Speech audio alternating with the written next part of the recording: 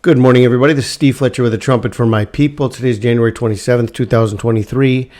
And I have some information here I want to connect with you guys about February 1st and 2nd and the connection to the death of Ariel Sharon. As we were watching this whole process as we were coming towards Hanukkah, watching Hanukkah based on the definition of 2598 and all of the lunar tetrads. You got the lunar tetrad from 2014 and 2015, bringing us to the lunar tetrad of 2021 and 2022. Each of these is connected by 2598 days, and 2598 means Hanukkah. And then we also have the connection from the last blood moon of November 8th, 40 days to Hanukkah. As we were watching then Hanukkah, we saw all of these events that started happening. We saw Russia starting to deploy all of their nuclear weapons. Russia threatens to nuke Yellowstone volcano. Then in the middle of Hanukkah, we have the entrance of the Kaduri prophecy and the new government of Israel being formed after many years of not having a government. After many years of having two Benjamins in power with no government, we came to December 21st and they announced their new government right in the middle of Hanukkah. And then on December 29th, Israel's new government was sworn in. So we're watching all of this, also realizing that Jesus is revealed in the middle of the seven candlesticks. And so we were looking for a revelation here. We were hoping for the rapture here, but it was a revelation, definitely within the seven candlesticks of Hanukkah. And then we have this whole connection to the Kaduri prophecy, not only connected to Israel's government, but also connected to the death of Ariel Sharon. The late Rabbi Kaduri said on his deathbed that the Messiah had visited him. His name is Yeshua, Jesus Christ, and that he would return to Israel shortly after the death of Ariel Sharon. And so we were watching all of this, especially with the coming of the comet here that was crowned on. Remember, this was crowned on Hanukkah. Okay, this comet was coming through Corona Borealis on the days of Hanukkah. The green coma appeared on the comet on December 19th, which was the first day of Hanukkah. Okay, so we have two crowning events right on Hanukkah. And then we're watching all of this based on the death of Ariel Sharon on January 11th and the perihelion of the comet on January 12th. So we have a connection here to the same day of the death of Ariel Sharon right to the perihelion of the comet. Okay, now I want to look at the death of Ariel Sharon on the Hebrew calendar and show a connection to Comet E3 ZTF coming closest to Earth on February 1st and 2nd, connected to the death of Ariel Sharon on the Hebrew calendar. So we're going to see here that Ariel Sharon died on January 11th, okay, January 11th, 2014. Okay, before I show you the connection to the Hebrew calendar, I want to go over this piece of information about the North Star. Okay, I want to go over this information about the North Star and how it's not only connected to Ariel Sharon, a North Star, the comet, which is going to be closest to Earth as it's closest to Polaris, the North Star. We also have the total solar eclipse that happened on June 10th, 2021, was directly over the North Pole, directly connected to the North Star. And so we have many connections to the North Star connected to Ariel Sharon. So I want to share this with you, and then I'll come back and we'll talk about the Hebrew calendar and the connection to Ariel Sharon. And I have an amazing piece of information for you guys today. Amazing and undeniable piece of information. Very important connection here that we need to understand. And this all came to me as I was watching this latest video by Nemesis Maturity. I just shared this on my channel about the green comet fast approaching Earth. But the way this was put in this video sparked my attention that this comet being closest to Earth on February 2nd, being closest to Polaris, which is the North Pole star, okay, brought to my memory that the eclipse that we had on June 10th of 2021, which was connected to the sign of Jonah. Remember, on June 11th, 2021, a man was swallowed by a whale in the same location, in the same area where the solar eclipse had gone by, the part of the eclipse where this man was in Massachusetts, had received the eclipse, and on the next day, June 11th, a man was swallowed by a whale. Well, let's look at this connection to the North Pole. Okay, the North Pole. And we have the solar eclipse of June 10th, 2021. If we look at the eclipse map here, okay, we're going to see how the eclipse came right across this North Pole, all right? June 10th of 2021, here's the eclipse, came right across the North Pole. All right, now what do we have with this comet coming closest to Earth on February 2nd? As it's closest to Earth on February 2nd, it'll be in the same exact location as this solar eclipse.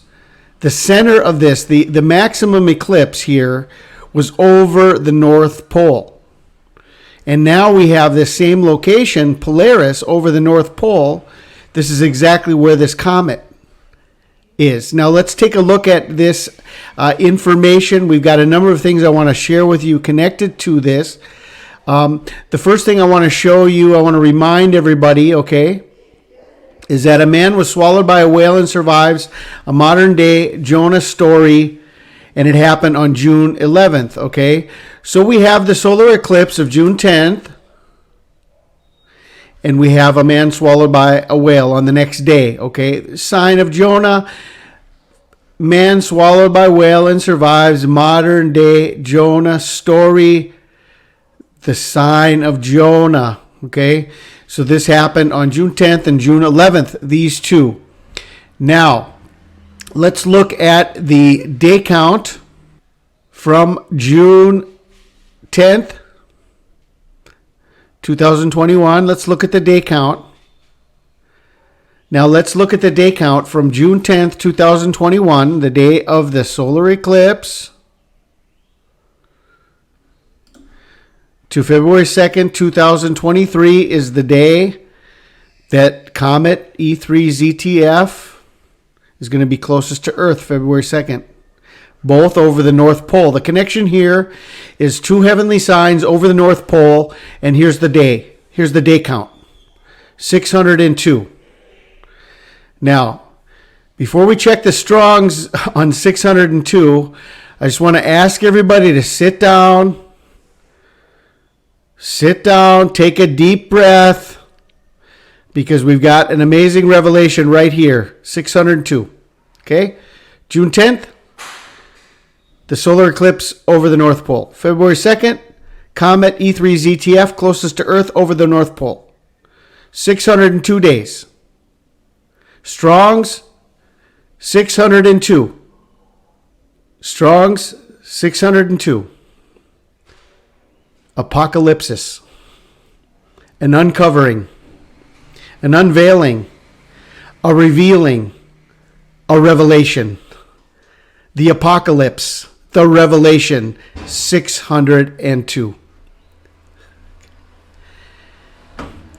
So as we look at Comet, we are watching this comet, okay? We've shared with you how it was crowned on Hanukkah as it went through Corona Borealis. The actual green coma of the comet appeared on December 19th, which was also the first day of Hanukkah. So we've got the crowning through the green coma that appeared on December 19th. We've got the crowning through it coming exactly through Corona Borealis during the whole week of Hanukkah. Remember that February 2nd is 40 days from Christmas. It's the last day of the Christmas season. Okay, so we've got the presentation of the Lord. It's a feast day in the Catholic calendar. It's a day that they have set aside as the end of the Christmas season, the birth of baby Jesus, and then his presentation in the temple 40 days later. This is February 2nd. Now let's take a look at this location of this star and remember what was shared. The whole prophecy of Rabbi Kaduri was connected to Ariel Sharon. Okay? Then when Ariel Sharon died, there was a speech given about Ariel Sharon, and it is connected to the North Star. Let us remember this and watch what Joe Biden said about Ariel Sharon connected to the North Star. U.S. Vice President Joe Biden spoke on behalf of Israel's closest ally. He honored Sharon as an exceptional personality. But like all historic leaders, all real leaders, he had a North Star that guided him. His North Star was the survival of the state of Israel and the Jewish people. U.S. Vice President Joe Biden spoke on behalf of Israel's closest ally. He honored Sharon as an exceptional personality. But like all historic leaders, all real leaders, he had a North Star that guided him. His North Star was the survival of the state of Israel and the Jewish people. He had a North Star that guided him. His North Star was the survival of the state of Israel and the Jewish people. Okay, so as I said, Ariel Sharon died on January 11th, 2014. On the Hebrew calendar, January 11th, 2014 was the 10th day of Shavat. January 11th, 2014 was the 10th day of Shavat. On the Hebrew calendar, this is the day that Ariel Sharon died. Okay. So if we look at the 10th of Shavat, in the year that we're in right now, 2023, we're going to see that the 10th of Shavat in 2023 is February 1st. February 1st through February 2nd is the coming of the comet closest to Earth. On the Torah calendar, we're going to see that the 11th month and the 10th day is February 1st and February 2nd on the Torah calendar. On the Hebrew calendar, February 1st is the 10th day of Shavat. And on the Torah calendar, it's between February 1st and February 2nd.